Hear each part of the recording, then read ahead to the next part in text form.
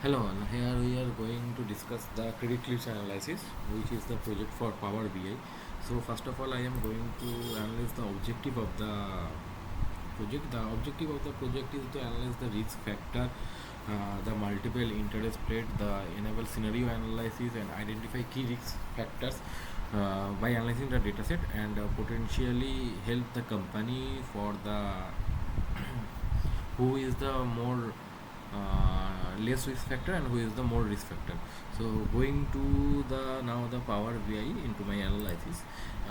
In this analysis we have defined the loan grade, and basis on loan grade we are going to average default rate, average loan amount, and average interest rate. So here we can see the average in G grade, average default rate is highest, and also average loan amount is the highest. Okay. Interest is also greater than in all grade. Here we can see in grade A, B, C, D, E, the loan average loan interest rate is also increases, as well as average loan amount is also increased, where B has been greater loan amount than C. That is one exception we can say. So in the next slide, here what is done, here we have done the loan status based on home ownership.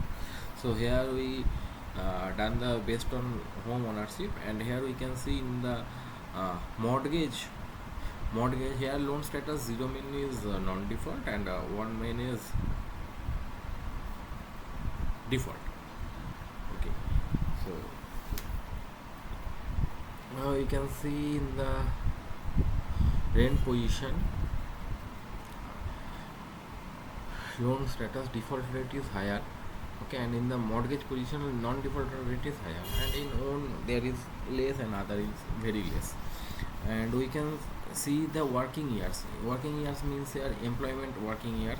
So here we can see which have done the zero working years.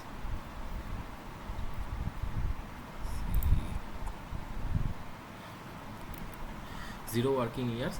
So they are zero working years having the loan, taking the loan percentage of higher, and also the default rate is higher in zero working years. We can already see that position. Okay. Moving to the next analysis, that is average loan income and loan amount based on loan intent. Loan intent means here the loan purpose.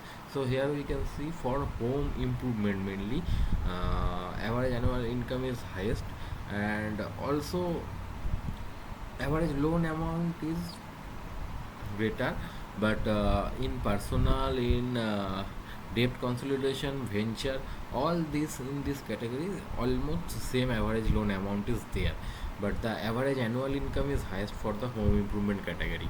And here is we can see the loan amount versus annual income ratio, where medical loan intent having the greater loan amount and annual income ratio, whereas personal and home improvement are the less amount and less home improvement ratio. We can see that. Now moving to the next one, that is loan default rate count. Loan default rate count based on loan years. So we can see here in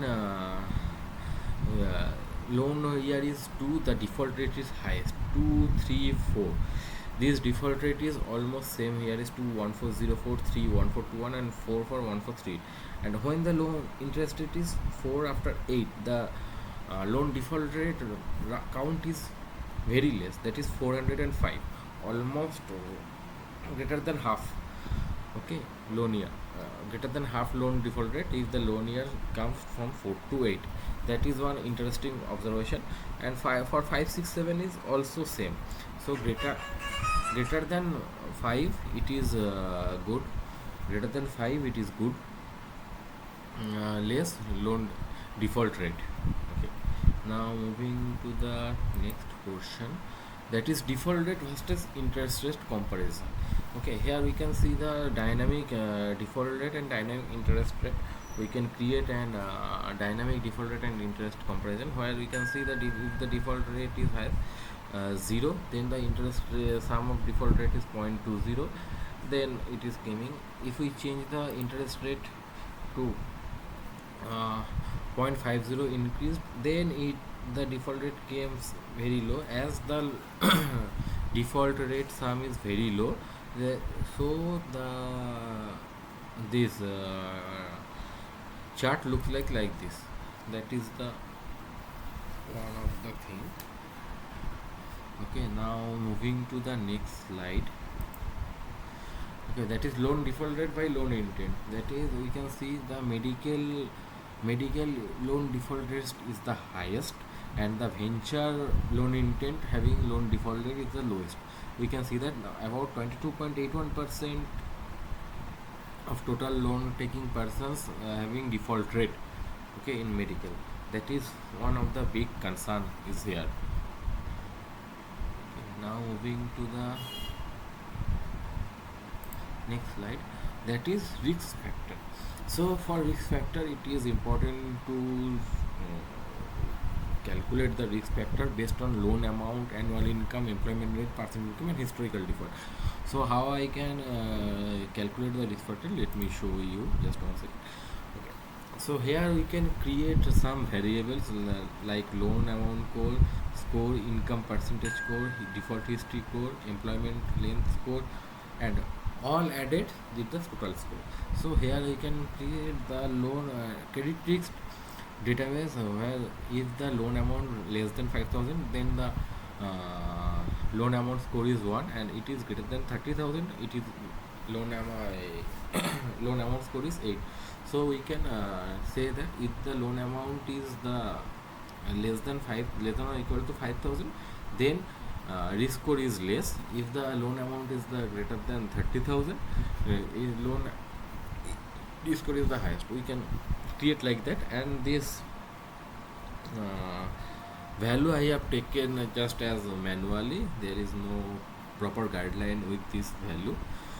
Okay, so income percentage score is also this, like it is about the loan amount and annual income percentage score. If the annual income percentage is less than or equal to 0.2, then it is less risky, and if it is greater than 6, it is high risky.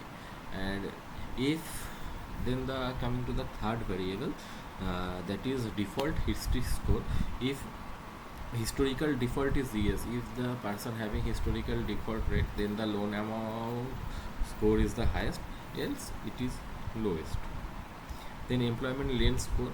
So as well as employment length, we also considering that if the employment length is less than 1 year, then it is highest score, and if the length is greater than 10 year, then it is the lowest. And how I can consider the total score?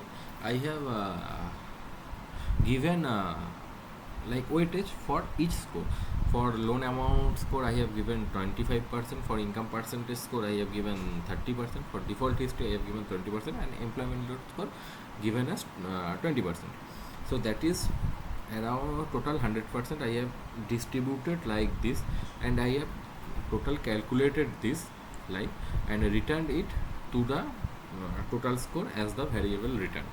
So by this I have taken the risk score, and we can see here